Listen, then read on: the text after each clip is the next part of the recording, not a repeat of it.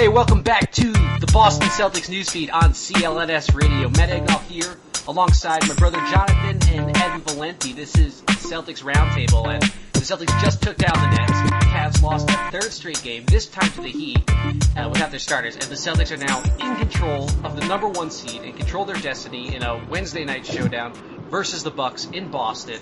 But with the final week of the regular season here, we're going to do a sort of superlatives week covering the Boston Celtics roster, maybe some coaching staff. We'll see how it goes, but we're going to get wackier and wackier as it goes on. So we'll start with some more normal categories here to start. Evan, I'll toss it to you. MVP of the Celtics this year. Who you got? Well, I mean, this is a complete layup of a question. If you don't say Isaiah Thomas, you need to get your head examined. It's pretty obvious Isaiah is the guy deserving of the MVP award. 29.2 points per game this year, 6 assists, was nails for the Celtics, especially in the fourth quarter. The only source of offense they consistently have. The face of the franchise was an all-star this year. Broke a John Havlicek record that stood for, 40 years. I mean, the superlatives go on and on and on and on and on. One of the best scoring seasons in Celtics history. It's the second most behind Larry Bird. I mean, where else do you need to go with this? He's an incredible player. It's kind of sad that it's going to come to an end eventually. But Isaiah having one of the best years, not only in Celtics history, but for a guy that size in NBA history. Obviously, Isaiah is the correct and only answer here. But Jonathan, where does he rank if you had to tabulate your MVP votes for the entire league? Where would he come in on your ballot? I got Isaiah at 5. So behind LeBron and Kawhi, Harden and Westbrook? Not Durant. If you take Isaiah off the Celtics, I'm not sure they can score 80 points in a basketball game. He's the only source of real offense. I think you can make a really good case for him at 5.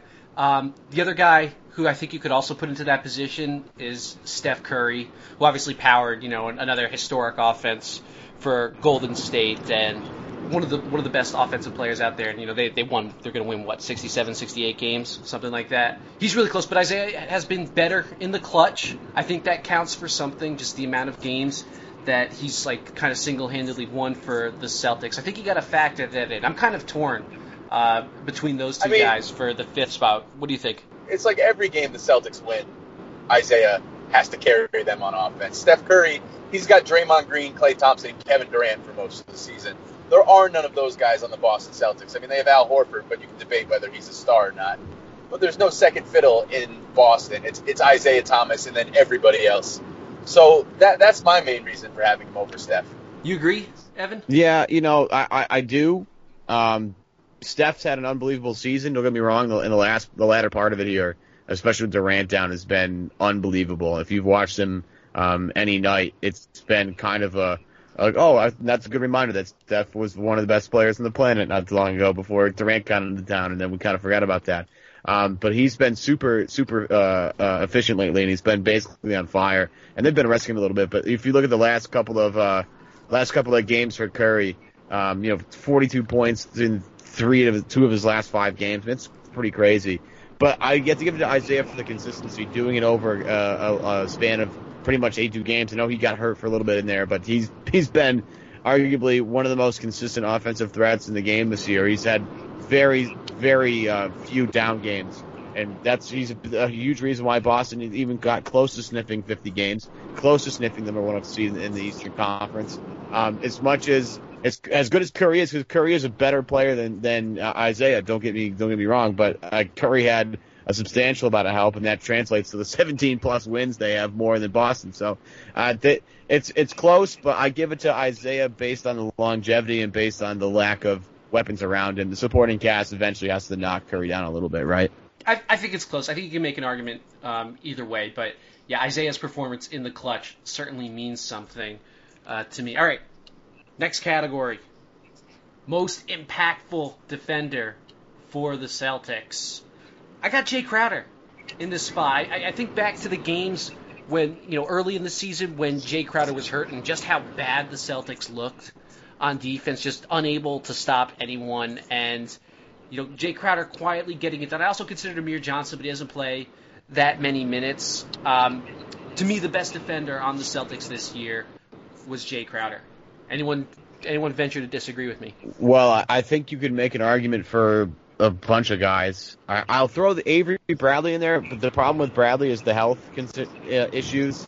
But like the biggest defensive player of the year, you'll probably remember as Avery Bradley's stop on KYRIE Irving when the Cavs lost to the Celtics a couple days after the All-Star break. Like that's, if you're gonna remember one defensive play from the entire season, that's something that sticks out the most, right?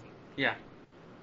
How have we gone about a minute talking about this, and Marcus Smart has not been mentioned? I was saving it for you, bro. I'm saving it for you, there man. We go. Come on. I knew you were going there. Marcus Smart makes those winning plays on defense, but every game it seems like when the Celtics have a big win, Marcus Smart is coming through, whether it's a charge, whether it's stripping the guy going up for a layup in crunch time. He makes those impactful game-deciding plays. And, yeah, Jay's been good. Avery's been great. That's the luxury of having the Celtics. They've got these gritty, undersized guys. But Marcus Smart is a monster on defense. I got Marcus. It's close. I just feel like Jay's just like a little bit more solid. Like sometimes you see Marcus Smart, and yeah, he does make, the more incredible plays and the plays that kind of stick out. He's also a little bit more, I think, mistake prone than Jay Crowder, who sort of always, he's a little bit more of a conservative defender than Smart, and I think that often works to the Celtics' advantage. I don't know. I have Crowder. I think it's close. I think you could also make a case for Marcus Smart, Amir Johnson too, like I mentioned. Even Al Horford deserves some mention. I don't know if Jay Crowder was quite as good this year on defense as he was last year in Boston. No, he wasn't. Yeah, and Boston as a whole wasn't as good on defense this year compared to last year. But in terms of overall impact, I got Jay.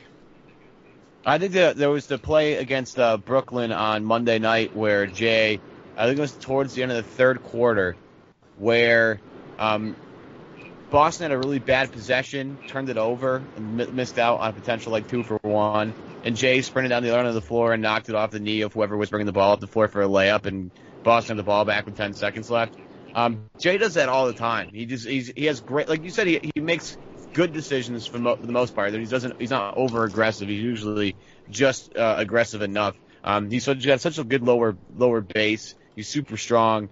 And only the elite of the elite wing players can really beat him up on a night-to-night basis. He is quite a Swiss Army knife, a guy that can go from guarding anywhere from some ones, most twos, all threes, some fours in a pinch. That's a pretty valuable asset. All right, I have best ticketing app of the year.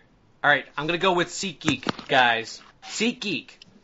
What do we do when we want tickets to Celtics games? Well, we power up the SeatGeek ticketing app on our phones. And with just 2 taps, we know we found the best deal because SeatGeek is both the smartest and easiest way to get tickets to every game. With SeatGeek's seamless mobile experience, you can buy and sell tickets in mere seconds. And it doesn't end with the Celtics or any other NBA game. SeatGeek also has plenty of concert, comedy, and theater tickets available too, and it's all fully guaranteed. Listeners to CLNS Radio can support this production and get a $20 rebate off their first SeatGeek purchase. Here's how. You download the free SeatGeek app. We go to the Settings tab and click Add a Promo Code. Then you enter the promo code CELTSNews, all one word, and SeatGeek will send you $20 after you've made your first purchase. Download the free SeatGeek app and enter the promo code CELTSNews today. Next one. This might be a layup as well. I don't know. Maybe a dunk. Rookie of the Year. Is it Demetrius Jackson? The answer is obviously Ante Zizic. Who has created the most hype out of all the Celtics rookies this year? This is the real question I think we need to ask, Matt. Who has created more hype? Jaylen Brown, Yabu, Zizic, the 2017 Nets pick. But in terms of generated buzz, I mean, because you see Jaylen a lot, but hearing all the stuff that Zizic does and how he's playing a man's game and how nobody's ever seen a kid this good at this stage, this young. It's fun to keep track of overseas. No, am I wrong? I don't know if I'm as high on Zizic as everyone right now. I think he's an intriguing player, but I feel like I need to see him in NBA action before I'm ready to elevate Come on, him Matt, to starting center. I know I want to be on that hype train. Number 5 on their list of guys that have the highest ceilings, and they're never wrong. I'm still taking Jaylen Brown. I don't know about you, Jonathan. Jaylen, come on. Yeah, Jaylen. Sorry, guys. I'm driving from Connecticut to Massachusetts, and I'm recording this on the road, and I just infamous my accident. If you guys know how the Mass Pike goes, I'm going to be on this road for a long time, so I have plenty of time to talk. Yeah, Jaylen Brown, Ante Zizic, no, not yet. Until he plays an NBA game, I don't want to hear it. Nikola Mirotic was supposed to be the best thing since sliced bread, but he's buried on the bench in Chicago. So it's Jaylen Brown. He's been good this month. Mirotic has been great this month. Jaylen Brown's getting better and better. I think he's starting to dunk on people, which I really like, and they love the backdoor lob to him. That's a great play. I love watching Jaylen Brown dunk the ball. Evan, you talked about it a couple pods ago. The corner threes might be where he makes his living from the three-point line. He's getting pretty damn good at that. It's Jaylen Brown. I don't think there's a second. Sorry, Demetrius. The Jaylen Brown corner three has been a nice development.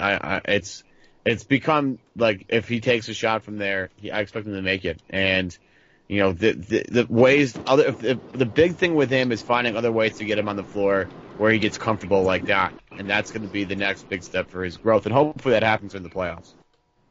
Hey, I'm really excited for his offseason, kind of putting some of the little things together, like tightening up that handle and just getting a little more.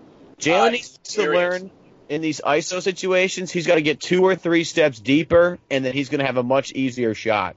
He takes a ton of these long twos because he can get to that spot and be okay. But if he could just take 2 more steps further into the basket, he's going to make a lot more of those. That's the biggest thing I want to see from Jaylen Brown. He's got a long way to go. I think we're all sort of in agreement with that. It's going to take a lot of time to put all the raw pieces together for him. We know he works really hard. There's lots of reason to be excited. I think he's going to make all-rookie second team. I'd be pretty surprised if he didn't at this point. I mean, he was a contributor, not necessarily perhaps a good one, but still a contributor to what's going to be either the 1 or the 2 seed, and got some serious minutes there. I know the advanced numbers are pretty rough looking, but there's often a lot of noise embedded in those. So I think he's going to get... That's fine.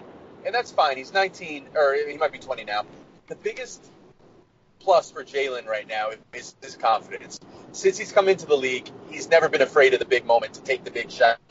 And I bet if you looked at his crunch time shooting numbers, they're pretty damn good because he hits some big threes, which is nice to see from Jaylen, a guy who they said that he wouldn't be a good shooter coming into this league, and he's actually been pretty good. All right, that's going to do it here at Celtics Roundtable. Why don't you give us a follow on Twitter at CLNS Roundtable, and you can help us out in a big way by going to iTunes and giving the Boston Celtics news feed 5 stars. We really appreciate that. Use the promo code CeltsNews, all one word, on your next SeatGeek purchase for a $20 rebate. We're going to keep going with this Superlatives Week sort of thing. We're going to be talking about perhaps some of the most underrated and most disappointing Celtics this year. Stay tuned. We'll be back tomorrow.